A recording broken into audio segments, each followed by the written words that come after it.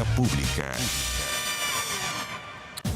¿Cómo están ustedes? Muy buenas noches, bienvenidos a Vía Pública. El Ministerio Público designó a la fiscal jefa de Análisis Criminal Centro Norte, Tania Sironvalle. ¿Para qué? Para que quede a cargo de investigar los robos, plural, que han afectado a ciertos ministerios y reparticiones públicas en los últimos días y que han generado bastante conmoción, polémica, debate, en fin.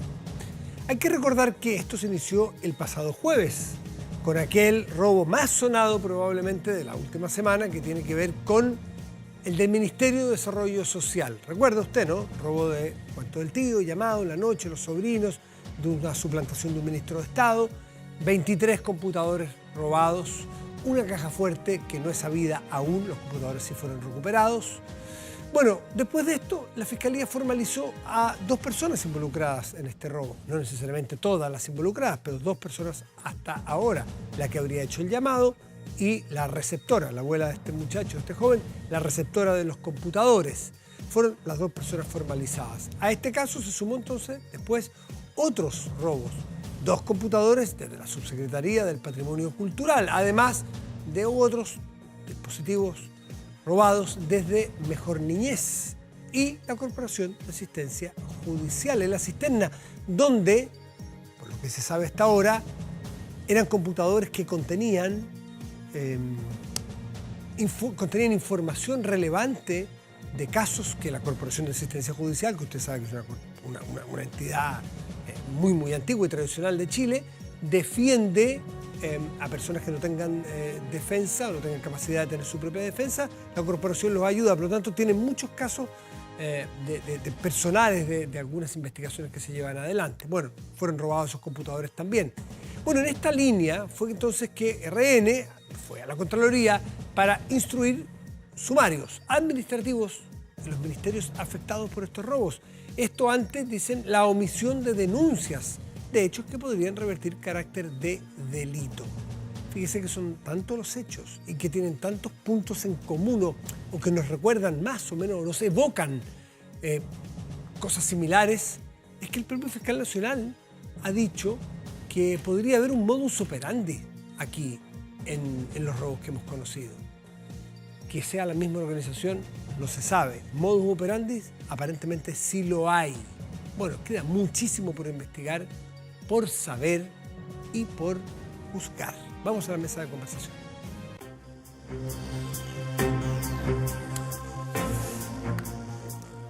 Y vamos a tomar contacto con Daniel Rodríguez, que es el director ejecutivo de Acción Educar.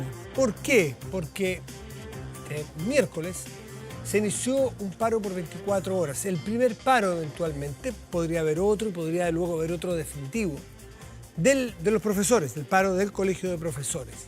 Y alguien dirá, no es primera vez. No, no es primera vez. Alguien dirá quizás más veces de las que este país necesita, de que los jóvenes y las mujeres que estudian en este país, los escolares, necesitan, claro. La crisis escolar en Chile, de contenidos, de aprendizajes, de asistencia a clases, es dramática. Lamentablemente no le estamos tomando el peso a cuánto están leyendo los niños chicos, a cuánto están aprendiendo en matemáticas, cuánta es la inasistencia que está teniendo. Tenemos y hace rato, y esto es hace rato, tenemos un drama educacional en cuanto a la calidad y no se está conversando con la profundidad y la seriedad que debemos. Y esto se paga porque se revierte en 10, 15, 20, 30 años.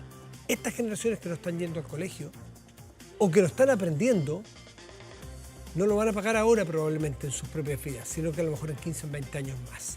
Pero bueno, por eso es la crítica al Colegio de Profesores de muchos sectores a que no es apropiada con los tiempos que corren hacer una paralización de este tipo, por justa que sean las demandas.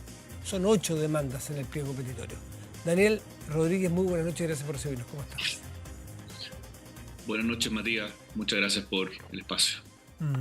Bueno, está planteada la escena, por así decirlo. Ahora me gustaría, desde tu expertise, ¿cómo la analizas este paro en este contexto de la educación pasando por una crisis muy dramática, según todos los expertos?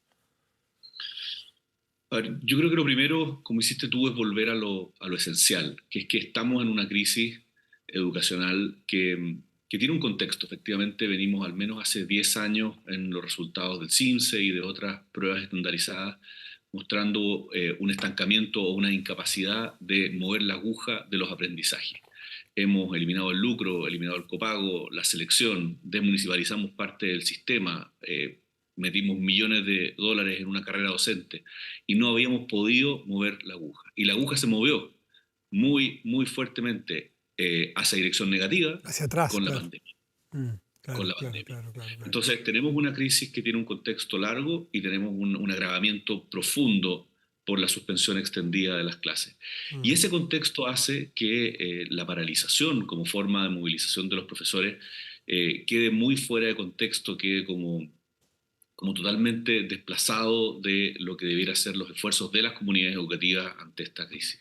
¿Y cómo te explicas entonces esta acción del Colegio de Profesores, que según el gobierno tuvo una adhesión de solo el 29%?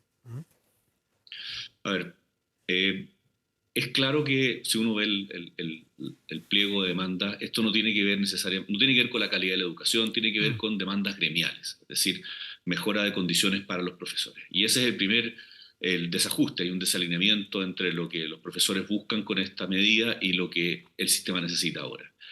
Evidentemente hay una desafección o un cierto conflicto entre las expectativas del Colegio de Profesores con este ministerio y lo que el ministerio ha podido entregar y su discurso. Hay una decepción, evidentemente, respecto a las expectativas que tenía el Colegio de Profesores. Por eso nosotros hemos dicho de alguna manera que eh, esto un poco por otro lado, el Colegio de Profesores o la directiva del Colegio de Profesores aprovecha el río revuelto que tenemos en educación hoy día para tratar de hacer una ganancia de pescadores. Y es ese oportunismo, de alguna manera, que es el que más duele o el que más afecta. Porque efectivamente el ministerio está debilitado, está el ministro largamente Mm. cuestionado, sorteó la acusación, pero a mi modo de ver no fortalecido.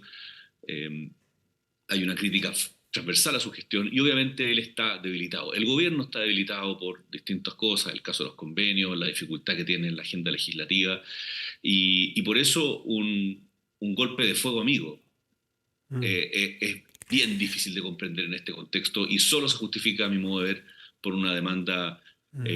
muy gremial, muy, muy, muy propia de los intereses más privados del colegio de profesores y cae realmente en un mal momento. Mm. Mm.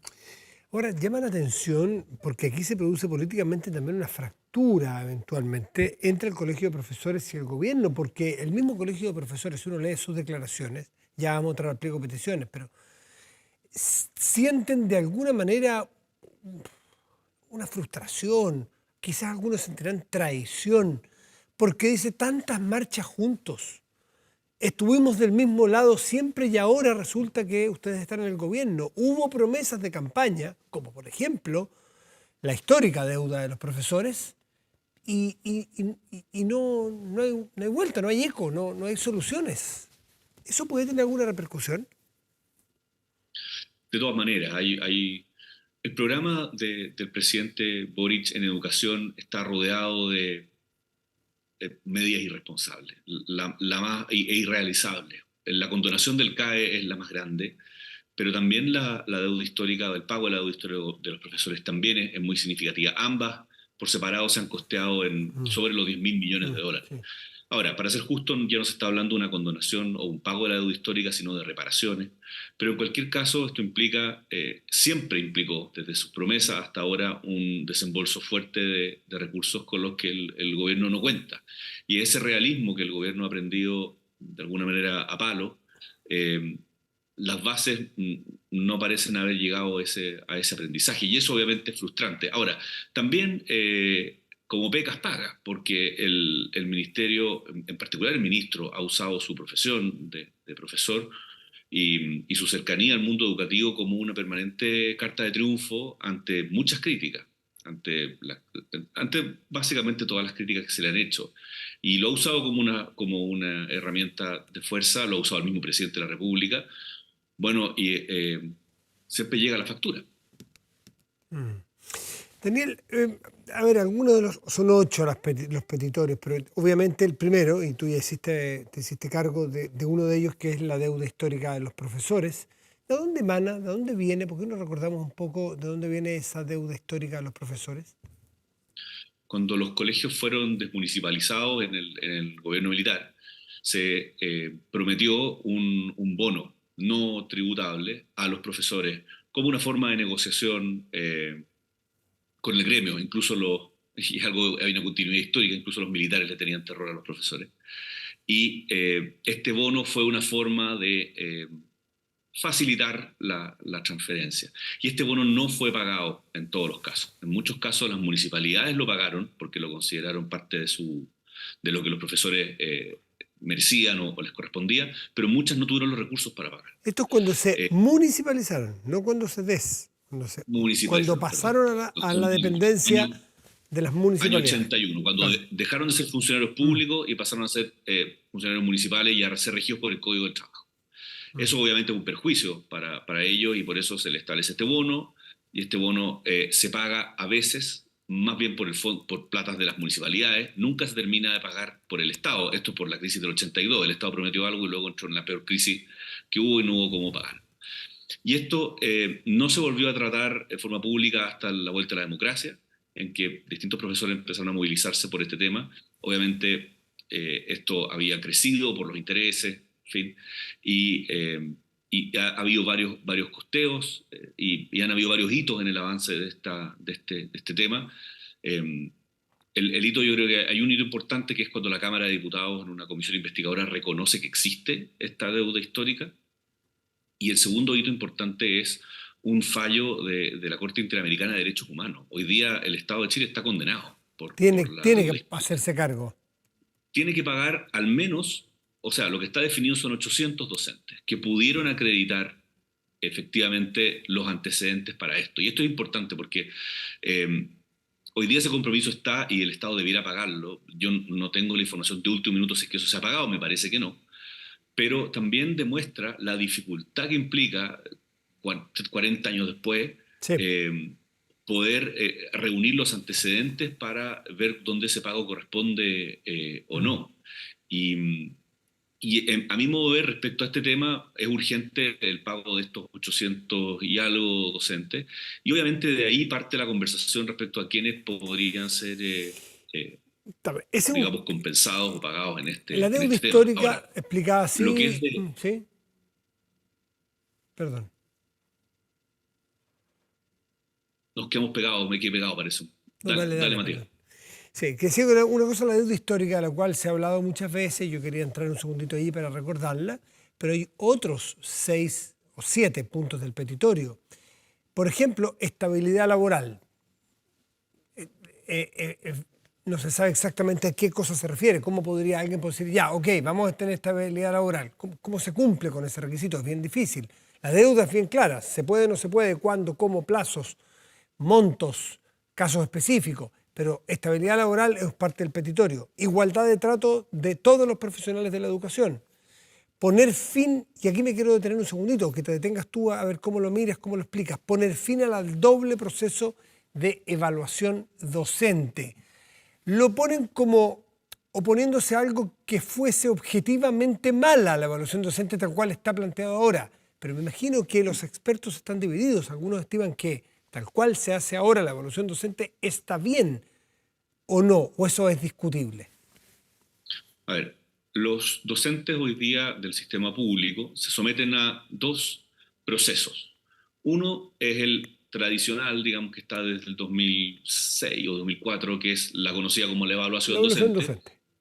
que tiene como objetivo ver la calidad de la docencia de los profesores y según eso, esos resultados, ellos son clasificados en distintas categorías y pueden, en el último caso, en un caso absolutamente extremo, ser desvinculados de su establecimiento.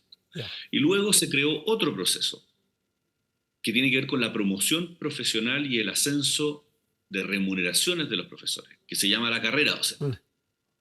La carrera docente no tiene castigos, no tiene consecuencias negativas. Lo único que tiene es que tú te pasas por una serie de pruebas y de procesos y Si te va bien, asciendes en remuneraciones y en tu clasificación, y si te va mal no pasa nada, y es opcional, a partir de un tramo es opcional, tú puedes, cuando llegas al tramo mínimo, digamos, aceptable, ya no tienes que evaluarte más si no quieres, la mayoría de los docentes lo hacen, pero es un sistema de promoción profesional.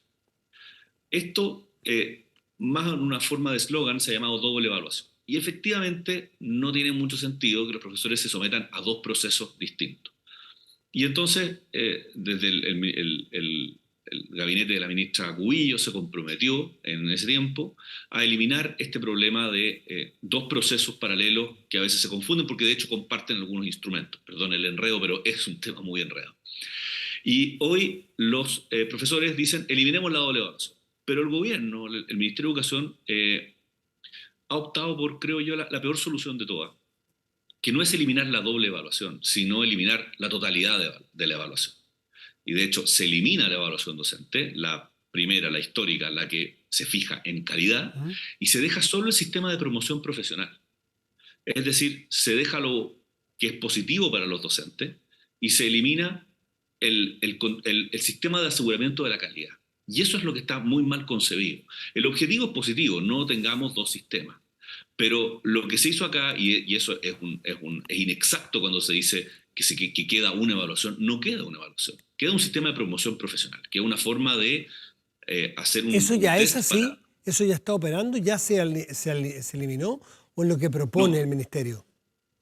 No, hay un proyecto de ley que está en segundo trámite en el Senado, pero justamente ha tenido ciertas dificultades hoy día por ese tema, porque en realidad no es una eliminación de la doble evaluación, es una eliminación de toda la evaluación.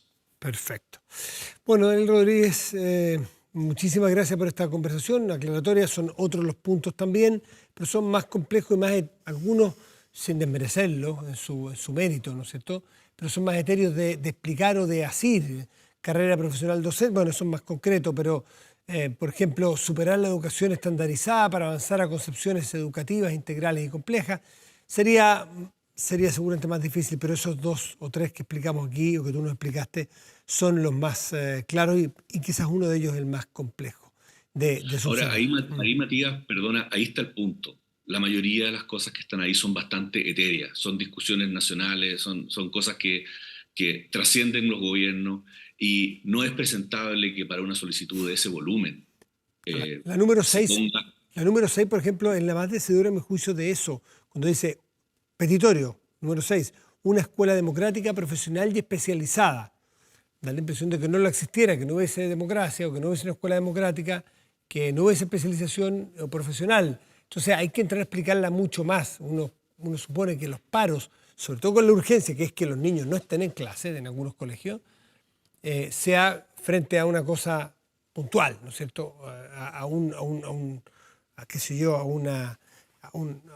bono específico, a un aumento específico o algo más específico que estas cosas que son anhelos sentidos y probablemente muy justificados, muchos de ellos históricos. Por eso es que ha habido disonancia entre los hechos y las necesidades educativas. Daniel Rodríguez. Claro, pero cuando se llega a una medida de última ratio, como es los paros, que tiene consecuencias en los estudiantes, es de mínima, a mi modo de ver, decencia, seleccionar los temas que en realidad son de vida o muerte para los docentes o son urgentes, que no me parece que estén en este petitorio, para que haya una proporcionalidad. Si no, de nuevo, esto solo parece la intención de un aliado de pegarle el anzuelo a un gobierno ya debilitado. Daniel Rodríguez, muchísimas gracias por estar aquí. Gracias a ti. Vamos a hacer una pausa, ¿sí? Ya volvemos, espérenos.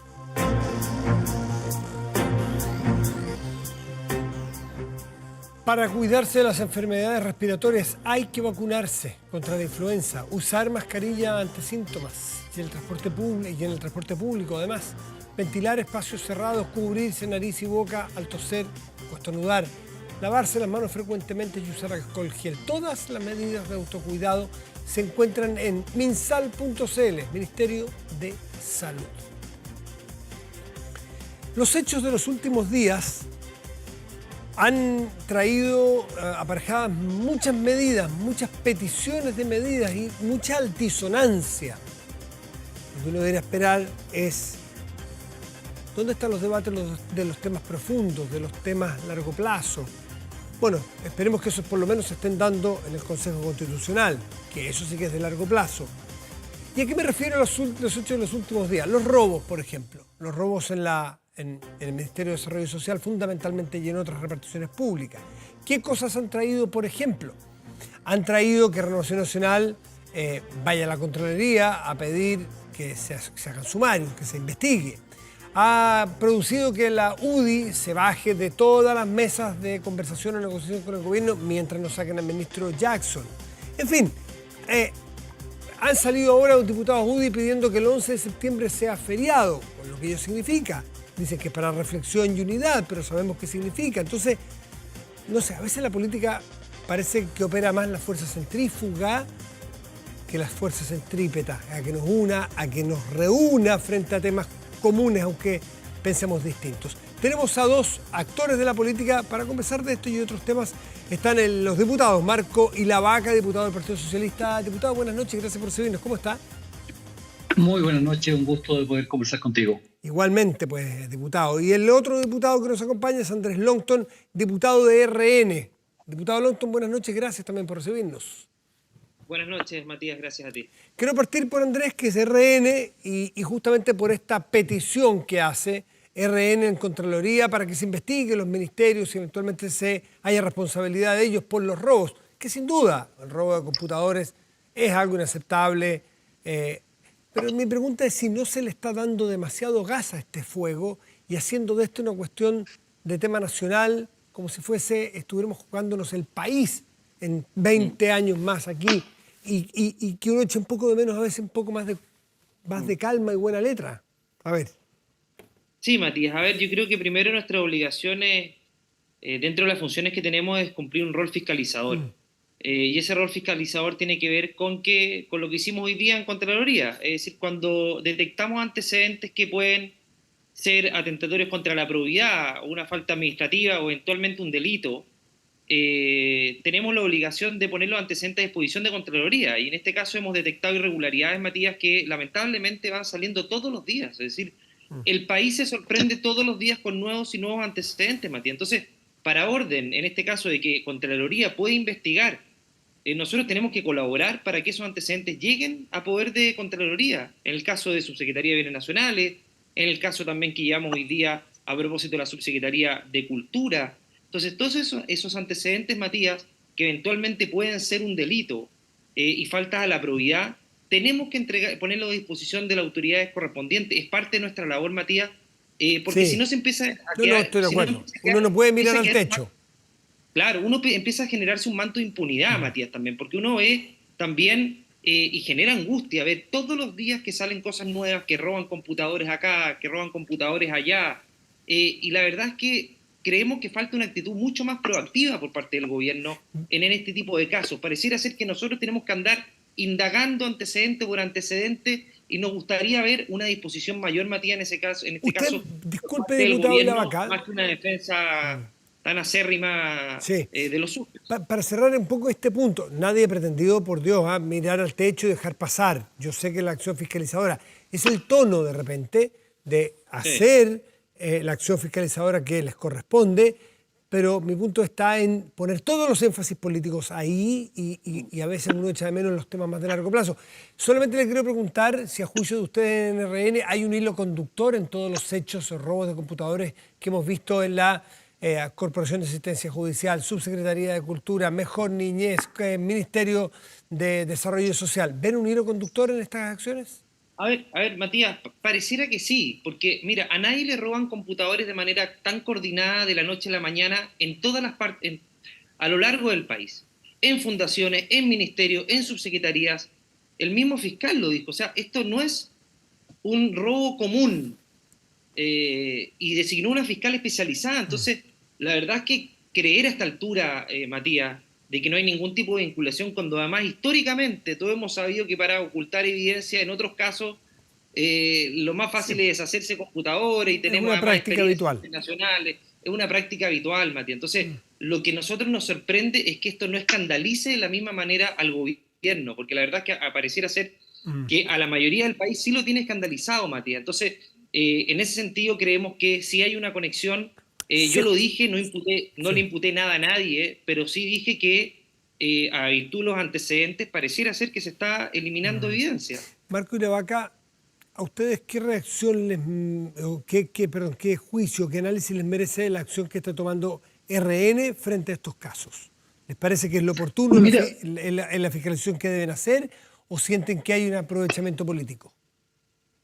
mira, yo creo que hay de ambas características la acción que está desarrollando Renovación Nacional. Yo, en lo particular, no me escandalizo cuando se desarrollan las acciones fiscalizadoras que se deban desarrollar y estamos en el legítimo ejercicio de un derecho.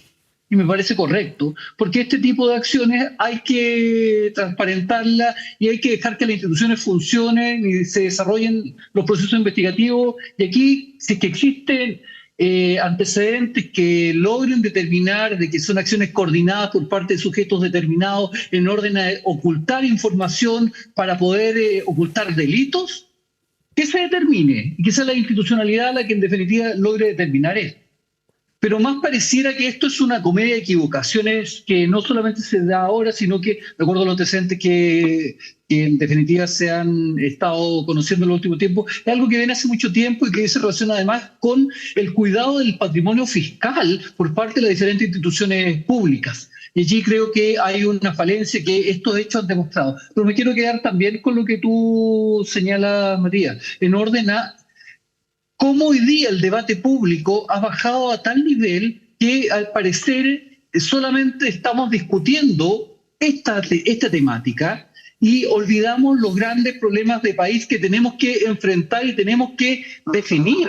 Y allí la agenda pública y la discusión al interior del Congreso también está incluida en este tipo de materias que son importantes, que no voy a dejar de lado que efectivamente cada uno tiene el derecho de desarrollar las acciones investigativas. Nosotros también desde mi bancada hemos condenado y hemos desarrollado también acciones en orden a poder enfrentar este tipo de situaciones. Estamos preparando algunos proyectos de ley que van también en este tipo de líneas, pero no podemos dejar de lado cosas que son fundamentales y que día a día están golpeando a la ciudadanía con mucha fuerza. Y allí creo que cuando la UDI, por ejemplo, nos plantea de que ellos no se van a sentar en la mesa a discutir mientras casi un delincuente, de acuerdo a las palabras de ellos, como es el ministro Jackson, no dan un paso al costado, ellos no van a sentarse con el Ejecutivo a conversar y a dialogar la búsqueda de soluciones concretas a problemas urgentes, O sea, me parece que es absolutamente desmedido. Ahí hay una evidencia de que un hecho, de una coyuntura, que es muy importante investigar, está afectando, está lesionando una discusión de fondo, como son las pensiones.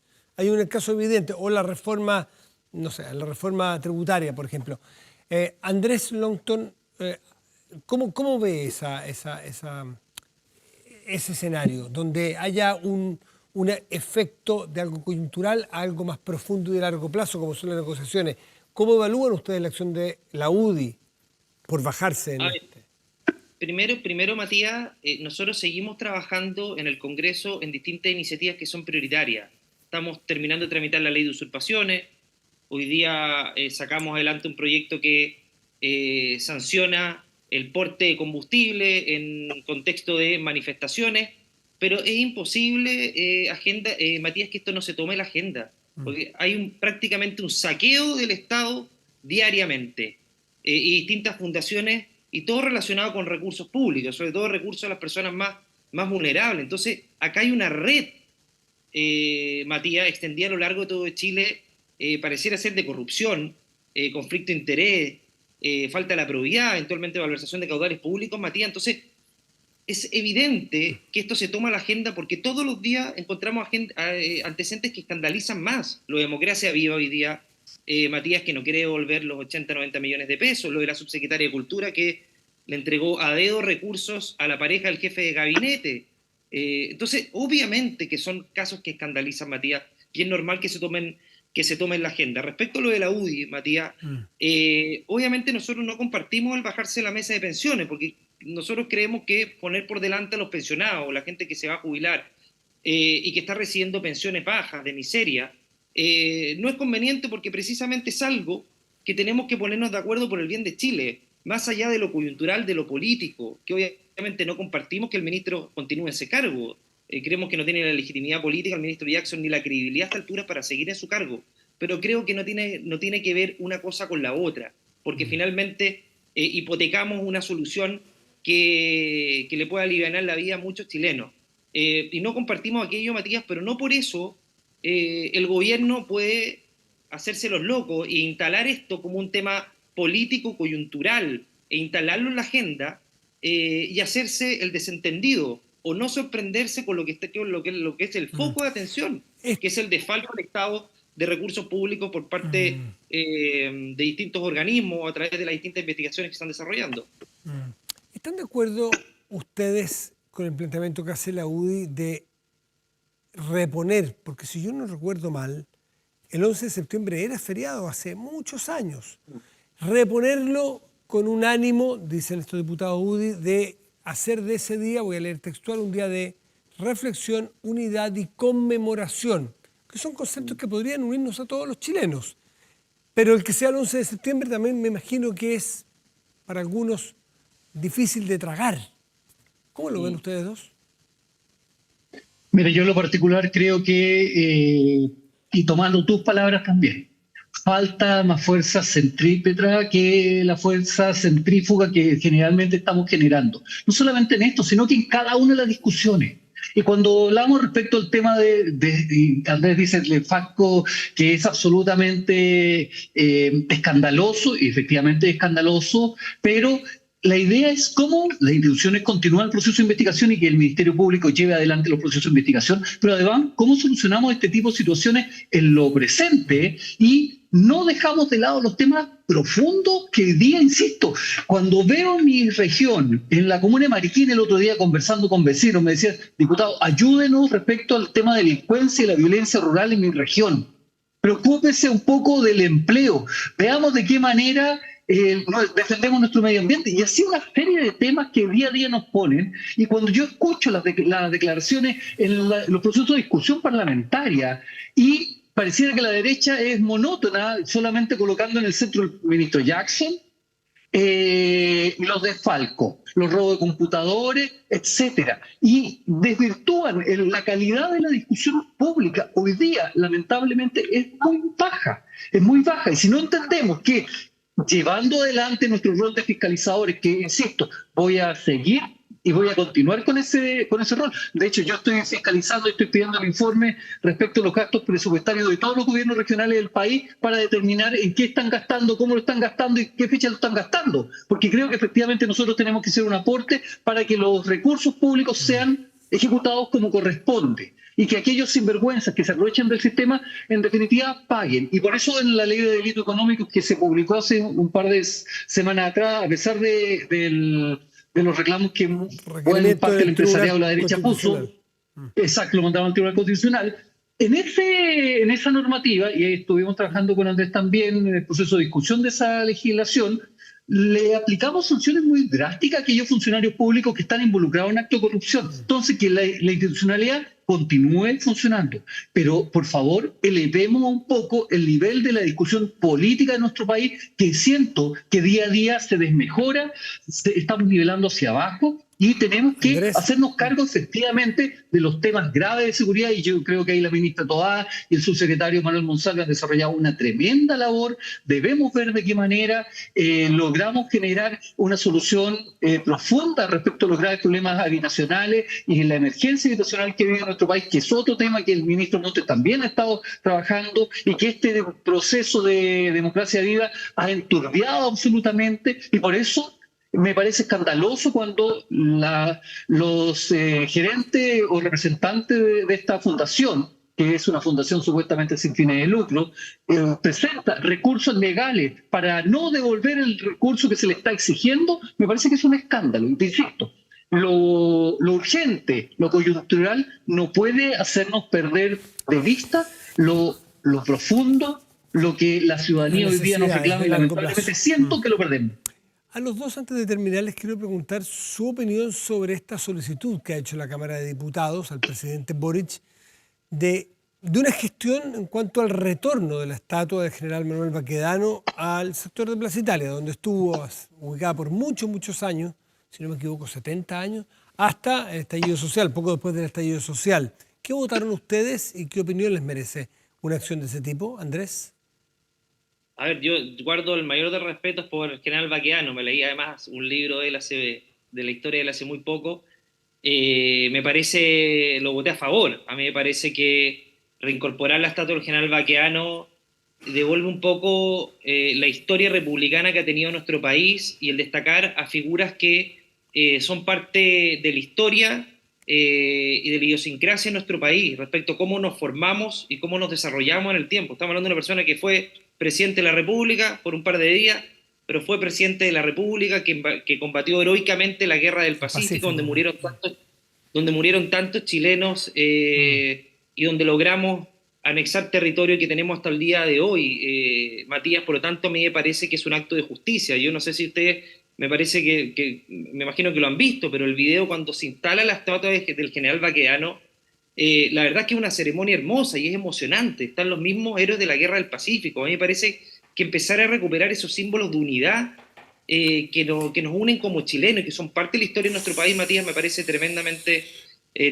relevante. Por eso se aprobó además por mayoría, Matías, y empezar a dejar atrás esta historia de violencia con la cual se asoció a la Plaza Italia y todo lo que rodea a ese sector. Marco Ilavaca, ¿usted cómo votó?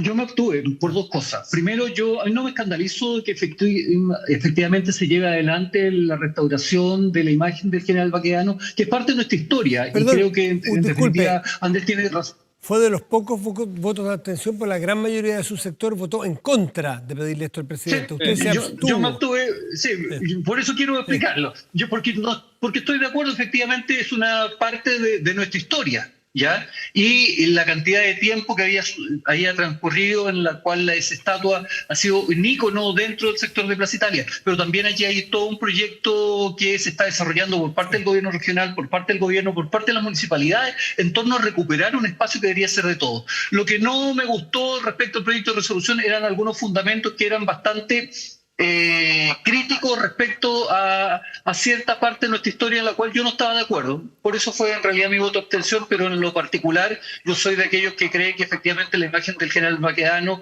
en el lugar donde se encontraba es parte de nuestra historia y no me escandalizo porque en definitiva se puede reinstalar la figura. ¿Y fue muy criticado en su sector ese voto?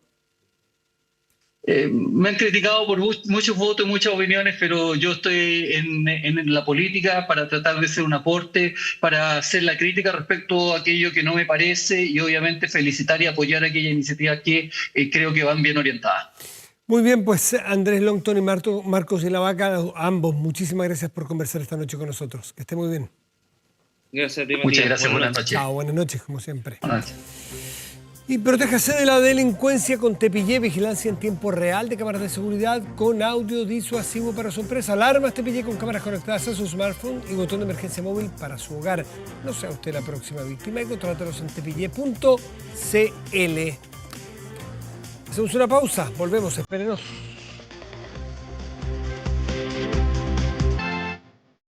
De vuelta en vía pública y vamos a usar nuestra pantalla en estudio para ver nuestros contenidos en noticias24horas.cl. En este momento destaca esta recomendación del Grupo de Política Monetaria que no es vinculante a lo que va a hacer el Banco Central el viernes, que ahí sí es una decisión muy relevante, que es la reunión de política monetaria, donde fija la tasa de interés, la tasa de referencia de interés, y está muy alta, históricamente alta, y todos esperan que haya una baja este viernes, porque las presiones inflacionarias de alguna manera han ido cediendo, pero con precaución. Lo que no se sabe, todos sostienen que va a haber baja.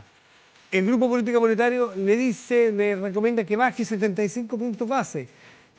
Bueno, deberá bajar. ¿Cuánto va a bajar? Y sobre todo, fíjense en esto, en el comunicado del Banco Central, para ver cómo proyecta hacia adelante. Porque siempre ahí va entre líneas esta es una baja, la última del año, o la próxima también bajará.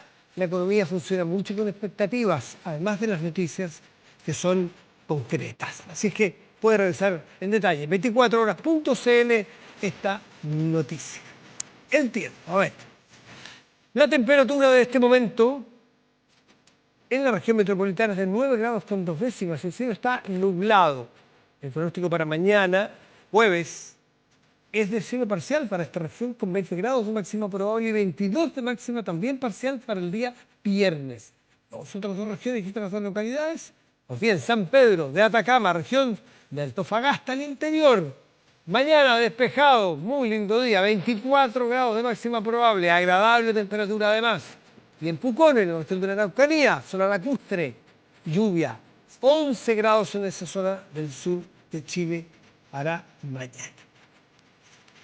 Y tiene un dejo triste, la muerte, la jornada de hoy, por la muerte de esta artista. Esta cantante irlandesa, Sinead O'Connor, murió a los 56 años. Aunque es triste por la muerte de una mujer joven, inmensamente talentosa según todos los expertos, música de conservatorio, súper, con temas como el que está escuchando, que es muy reconocido, pero también por su historia, por su trayectoria, por la tristeza que le embargó durante toda su vida, la enfermedad mental, que lamentablemente, por la enfermedad de la salud mental que no la dejó vivir en paz durante toda su vida, con dramas de depresiones muy profundas y difíciles de tratar.